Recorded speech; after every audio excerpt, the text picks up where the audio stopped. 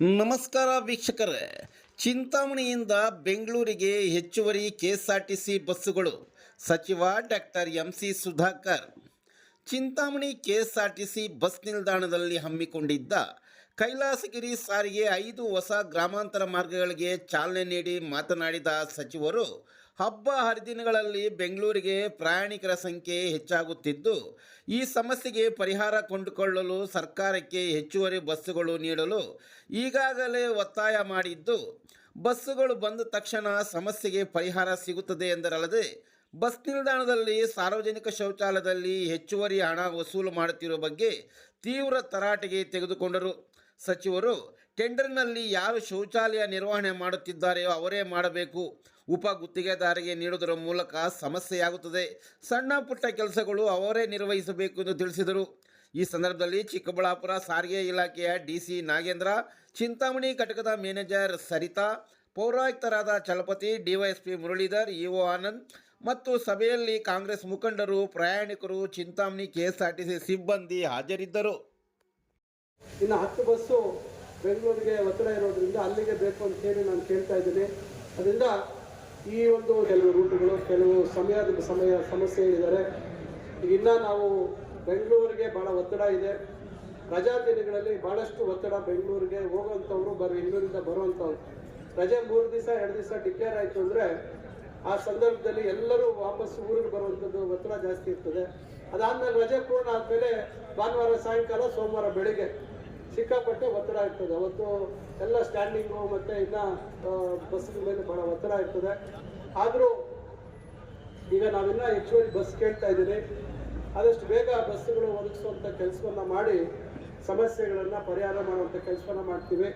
ಮತ್ತೊಮ್ಮೆ ಏನು ಇವತ್ತು ಪ್ರಾರಂಭ ಮಾಡಿದ್ದೀವಿ, ಕೈಲಾಸಗಿರಿ ನಗರ ಸಾರಿಗೆ ವ್ಯವಸ್ಥೆಯನ್ನು ದಯವಿಟ್ಟು ತಾವು ಬಳಸಬೇಕು. ಇದರ ಯಶಸ್ಸು ನೋಡಿಕೊಂಡು ಬೇರೆ ಮಾರ್ಗದಲ್ಲೂ ನಾವು ಅದನ್ನು ಈಗೇನು 5 ಮಾಡಿದ್ದೀವಿ, ಇನ್ನು 5 ಮಾಡ್ತೀವಿ. ಅದಾದ ನಂತರ ಇನ್ನೇನಾದರೂ ಒತ್ತಡ ಇದ್ದರೆ, ಬೇರೆ ಏನಾದರೂ ರೂಟಲ್ಲಿ ಮಾಡೋಂಗಿದ್ರೆ ಮುಂದೆ ಅದಕ್ಕೂ ಒಂದು ಪ್ರಯತ್ನ ಮಾಡೋಣ. ಯಾಕಂದರೆ ಇದು ಇಲ್ಲಿಗೆ ನಿಲ್ಲಲ್ಲ.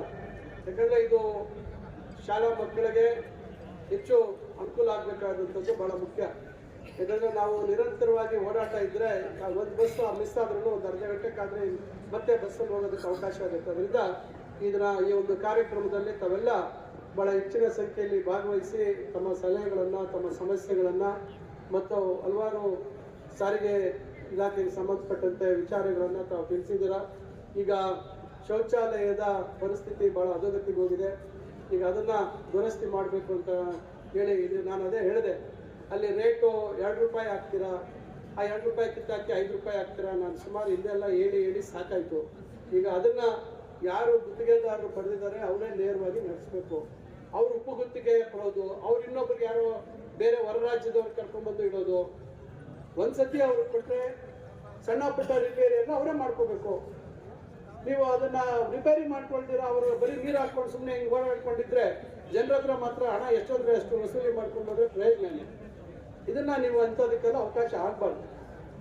ಈಗ ಮುನ್ಸಿಪಾಲಿಟಿಯಿಂದ ನಾವು ಬೇಕಾದ್ರೆ ಅದನ್ನು ನಮ್ಮ ಸ್ವಚ್ಛ ಭಾರತ್ ಮಿಷನಲ್ಲಿ ಅದನ್ನು ರಿಪೇರ್ ಮಾಡಿಸುವಂಥದ್ದಕ್ಕೆ ಈಗ ಅದೊಂದು ಎಸ್ಟಿಮೇಟ್ ಮಾಡೋಣ. ಅದೇನಾದರೂ ಅದು ಸಾಕಾಗಿಲ್ಲ ಅಂದರೆ ಇನ್ನೊಂದು ಮಾಡೋಕ್ಕಾಗತ್ತೆ ಅನ್ನೋದನ್ನ ನೋಡೋಣ. ಅಲ್ಲಿ ಜಾಗ ಅಲ್ಲೇ ಮಾಡಬೇಕಾ, ಈ ಕಡೆ ಏನಾದರೂ ಮಾಡ್ಬೋದು ಅನ್ನೋದನ್ನ ಪರಿಶೀಲನೆ ಮಾಡೋಣ.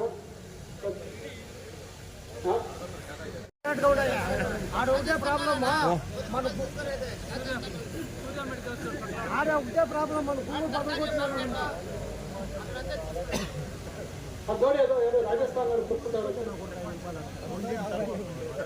ಆಯ್ತಪ್ಪ, 10 ರೂಪಾಯಿ.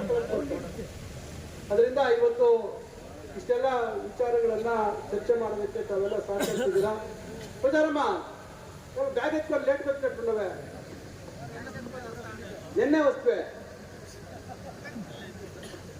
ಅದರಿಂದ ಮತ್ತೆ ಇನ್ನು ಇದು ಆಗಿಲ್ಲ ಅಂತ. ಯಾಕಂದ್ರೆ ಅಧಿಕಾರಿಗಳ ಹತ್ರ ಮಾತಾಡ್ತಾ ಇದ್ದೆ 1.5-2 ವರ್ಷದಿಂದ. ಆದರೆ ನಂತರ ಸಾರಿಗೆ ಸಚಿವರಿಗೆ ಬೆಳಗಾವಿ ಅಧಿವೇಶನದಲ್ಲಿ ಹೇಳಿದಾಗ ಅಲ್ಲೇ ಕಾರ್ಯದರ್ಶಿಗಳಿಗೆ ಅವರಿಗೆಲ್ಲ ಸೂಚನೆ ಕೊಟ್ಟು ತಕ್ಷಣ ಇದೊಂದು ಮಾಡ್ಕೊಳ್ಳಿ ಅಂತ ಹೇಳಿದ್ರು. ಈಗ ಕೊಟ್ಟಿದ್ದಾರೆ. ಇನ್ನು 5 ಬಸ್ಸು ಈ ಸಾರಿಗೆ, ನಗರ ಸಾರಿಗೆ ಬಸ್ ಬರಬೇಕು. ಈ ಒಂದು ಚಿಕ್ಕಬಳ್ಳಾಪುರದ್ದು ಶಿಡ್ಲಘಟ್ಟದಿಂದ ಬರುವಂಥದ್ದು ಒತ್ತಡ ಈಗ ಈ ಬಸ್ಸಿಂದ ಬಹುಶಃ ಅದೊಂದು ಸ್ವಲ್ಪ ಕಮ್ಮಿ ಆಗುತ್ತೆ. ಯಾಕಂದರೆ ಚಿಕ್ಕಬಳ್ಳಾಪುರದಿಂದ ಚಿಂತಾಮಣಿಗೆ 4 ಕಿಲೋ ಅಂತ ಇದ್ರು. ಈ ಕನಿಷ್ಠ ಶಿಡ್ಲಘಟ್ಟಕ್ಕಾಗಿರೋದ್ರಿಂದ ಸ್ವಲ್ಪ ಅದು ಒತ್ತಡ ಕಮ್ಮಿ ಆಗ್ಬೋದು. ಹೆಚ್ಚು ಜನ ಓಡಾಟ ಇತ್ತು, ಬೇಡಿಕೆ ಇದ್ದರೆ ಟೈಮ್ ಎಕ್ಸ್ಟೆಂಡ್ ಮಾಡಬೇಕಾಗುತ್ತಮ್ಮ. ಏನು ಡಿ ಸಿ ಅವರೇ, ನಾನು ಸ್ವಲ್ಪ ದಿವಸ ನೋಡಿಕೊಂಡು ಟೈಮ್ ಆಮೇಲೆ ಇನ್ನೊಂದು 2 ತಿಂಗಳು ಹೋಗಿ ಬರೋಕ್ಕೆ ಒಂದು ಪ್ಲ್ಯಾನ್ ಮಾಡ್ಕೊಳ್ಳಿ. ಯಾಕಂದರೆ ಅವಾಗ ಸ್ವಲ್ಪ ಜನಕ್ಕೆ ಅಭ್ಯಾಸ ಆದಾಗ ನಮ್ಮವರೆಲ್ಲ ಗ್ರಾಮ ಪಂಚಾಯತ್ ಮೆಂಬರ್ಗಳು ಅವರೆಲ್ಲ ರೆಸ್ಟ್ ತಗೊಳ್ತಾರೆ ಚೆನ್ನಾಗಿ, ಬೇರೆ ಬೇರೆಯವರು. ಆದರೆ MLAಗಳಾದಂಥವ್ರು ನಮ್ಮಂಥವ್ರಿಗೆ ಭಾನುವಾರ ಇಲ್ಲ, ಸೋಮವಾರ ಇಲ್ಲ, ಇನ್ನೊಂದು ದಿವಸ ಇಲ್ಲ, ಪ್ರತಿ ದಿವಸ ನಮಗೆ ಸಮಸ್ಯೆ ಇರ್ತದೆ. ಅದರಿಂದ ನಾವು ಎಸೆನ್ಷಿಯಲ್ ಸರ್ವಿಸ್ ಆಗಿಬಿಟ್ಟಿದ್ದೀವಿ ಈಗ. ಅದರಿಂದ ನಮಗೆ ಎಲ್ಲರಿಗೂ ಒಳ್ಳೆಯದಾಗಲಿ ಅಂತಕ್ಕಂಥ ಮಾತನ್ನು ಹೇಳಿ, ಮತ್ತೊಮ್ಮೆ ಅಧಿಕಾರಿಗಳು ಸರಿಯಾದ ರೀತಿಯಲ್ಲಿ ಈ ಒಂದು ಸಾರಿಗೆ ಇಲಾಖೆಯನ್ನು ಮುನ್ನಡೆಸಬೇಕು, ಜನರಿಗೆ ಹತ್ತಿರವಾಗಬೇಕು ಅಂತಕ್ಕಂಥ ಮಾತನ್ನು ಹೇಳಿ ನನ್ನ ಮಾತು ಮುಗಿಸ್ತೇನೆ. ಜೈ ಹಿಂದ್, ಜೈ ಕರ್ನಾಟಕ.